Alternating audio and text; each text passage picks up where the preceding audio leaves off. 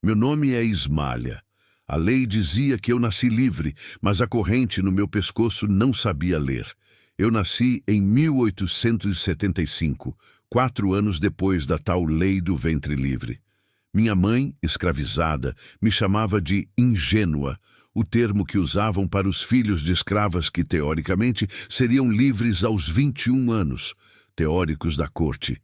Na prática, eu era só mais um par de mãos para o eito e mais uma boca para alimentar na senzala. A lei do ventre livre foi a piada mais cruel que o Império inventou. Eles davam a liberdade a uma criança, mas tiravam a mãe.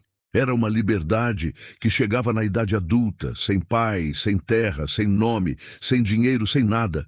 Era a liberdade de morrer de fome na rua.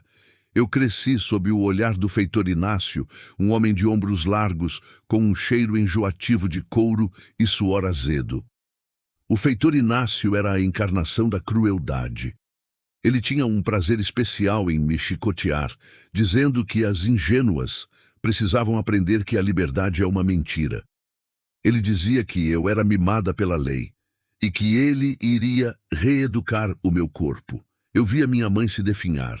Ela era a senzala, a cozinha e o eito. O coronel a usava na cama e o feitor Inácio nos intervalos. Ela tinha perdido todos os filhos antes de mim, vendidos para o sul. Eu era a última esperança dela, e a lei do ventre livre, a única coisa que a fazia aguentar. Mas o feitor Inácio começou a me caçar. Eu estava chegando à idade da puberdade, e isso acendeu o fogo na besta. Ele me olhava no eito, e o olhar dele era pior do que o chicote. Ele me esperava perto do riacho, quando eu ia buscar água. Eu tinha medo, um medo frio que me congelava os ossos. Minha mãe me ensinou a me defender, não com os punhos, mas com a astúcia. Filha, a senzala ensina o veneno. Aprenda a usar o que eles te dão contra eles mesmos. Eu comecei a guardar tudo. Palavras, olhares, objetos. O feitor Inácio tinha uma bengala de prata com a ponta de marfim que ele usava para bater nos velhos. Eu sonhava em quebrar aquela bengala. O feitor Inácio me encurralou pela primeira vez na despensa do engenho. O cheiro de melaço e cana fermentada era sufocante. Ele me agarrou pelo braço e disse com a voz rouca: "Sua ingênua desgraçada, você acha que a lei te protege? Eu sou a lei aqui, e a sua liberdade é um pedaço de cana que eu amasso quando quiser." Eu não chorei, eu não gritei. Eu me debati com uma ferocidade que o surpreendeu. Eu o arranhei no rosto, e ele me jogou no chão. Ele riu, e a risada dele era o som mais nojento que eu já ouvi. Ele me chicoteou com a ponta de um chicote de couro cru, e eu senti o sangue escorrer pelas minhas costas. Mas o que me doeu mais foi a minha alma. Ele me tirou tudo, menos o ódio. Naquela noite, na senzala, minha mãe me limpou as feridas com uma compressa de ervas amargas. Ela chorava em silêncio, e eu chorava a minha revolta. "O que eu faço, mãe? Ele vai me pegar de novo. Ele vai me destruir antes que eu possa respirar a minha liberdade." Minha mãe olhou para mim com os olhos vermelhos. "Você não pode fugir, Ismalha. Você tem que ser invisível, mas você pode ser a morte dele." Ela me ensinou o poder da pequena vingança, o veneno lento. O feitor Inácio era vaidoso. Ele tinha o costume de usar uma colher de prata para comer o doce de caju que o coronel trazia da cidade. Ele sempre limpava a colher com a boca, com um jeito de senhor que me dava nojo. Eu comecei a trabalhar na cozinha, perto das panelas de cobre. Um dia, o feitor Inácio veio me buscar. "Quero a minha porção, ingênua, e quero você na minha cabana depois." Eu o servi. Mas antes, eu havia pegado um pedaço de arame enferrujado, um fio de aço que usávamos para amarrar o açúcar. Eu o mergulhei no melaço e o enfiei cuidadosamente no meio do doce de caju. O feitor não viu. Ele comeu o doce com o seu prazer nojento, lambendo a colher de prata. Na manhã seguinte, o feitor Inácio estava no eito como de costume. Ele chicoteava um velho que havia parado de trabalhar por exaustão. Ele estava radiante. A dor do outro era o prazer dele. Mas eu percebi algo diferente. Ele estava lento, com as mãos na barriga. Ele suava frio e seus olhos estavam injetados de sangue. O veneno do arame enferrujado estava agindo. Ele havia cortado o estômago dele. Ele sentia uma dor insuportável, mas era orgulhoso demais para pedir ajuda. Ele se aguentava, gritando e chicoteando, tentando provar que era o mais forte. Eu o observava, no meio da plantação de cana, sob o sol causticante do Nordeste. O cheiro de cana cortada era forte, e o cheiro de morte estava começando a se misturar. Ele tentou me chamar, mas a voz dele saiu como um gemido. Eu fingi não ouvir. Eu continuava a cortar a cana, com uma lentidão calculada. De repente, ele caiu. Um grito agudo, e o feitor Inácio estava no chão, se contorcendo, com a boca cheia de espuma. O chicote caiu no chão, e o sol batia na bengala de prata. Os outros escravos pararam. O silêncio era ensurdecedor. O feitor Inácio, a lei daquela terra, estava morrendo diante dos nossos olhos.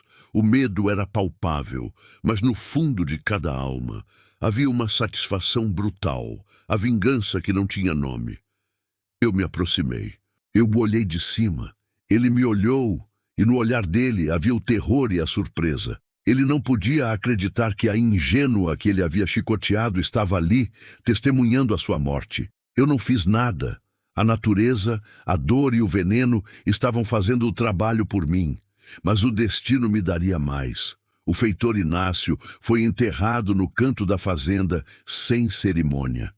O coronel contratou um novo feitor, um homem mais velho, chamado Padre Justino.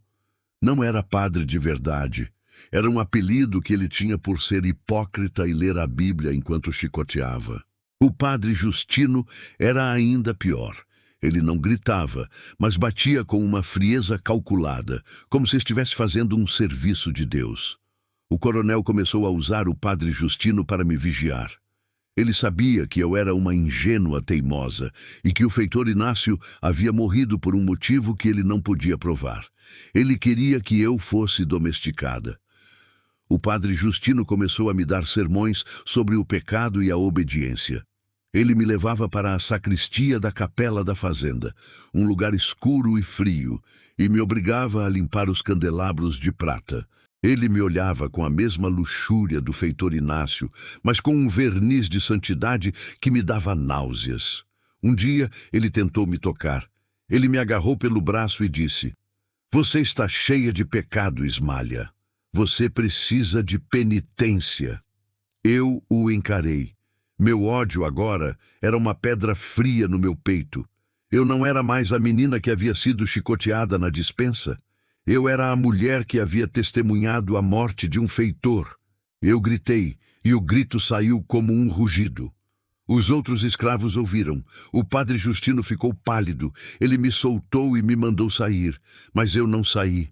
Eu parei na porta e olhei para a mesa da sacristia. Havia um garfo de prata, um garfo que o Padre Justino usava para comer o pão bento.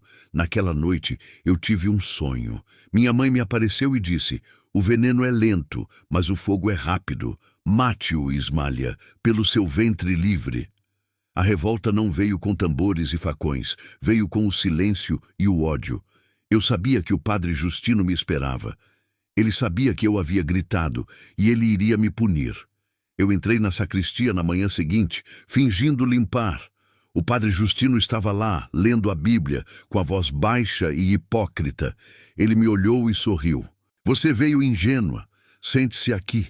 Você vai ouvir a palavra de Deus e depois você vai pagar pelo seu pecado." Eu me sentei. Eu o ouvi. A cada palavra sobre o perdão e a obediência, meu ódio crescia. Eu olhei para a mesa da sacristia. O garfo de prata estava lá. Eu peguei o garfo, escondi-o na minha saia e me aproximei dele. Ele parou de ler e me olhou. O desejo no olhar dele era a minha sentença de morte. Eu sabia que se ele me tocasse, eu morreria. Eu o empurrei. Ele caiu no chão, surpreso. Eu subi em cima dele e gritei, e no grito eu enfiei o garfo de prata no olho dele. Não houve tempo para gritar. O padre Justino se contorceu, o sangue jorrou do olho, o garfo de prata estava lá, brilhando na escuridão da sacristia. Eu o matei, o meu primeiro assassinato, o pagamento pela minha liberdade. Eu fugi. Saí da sacristia, com o sangue do padre Justino nas minhas mãos e na minha alma. Eu corri para a mata, a floresta escura que era a única coisa que me protegia. Eu encontrei minha mãe. Ela me olhou e não havia medo nos olhos dela. Havia orgulho. Você fez o que tinha que fazer, Ismália. Você é livre. A sua liberdade não veio da lei. Veio do seu ódio. Nós fugimos para o quilombo. Eu vivi lá uma mulher livre, mas marcada para sempre pela minha infância de escravidão. Eu me casei, tive filhos e ensinei a eles que a liberdade não se pede, se toma.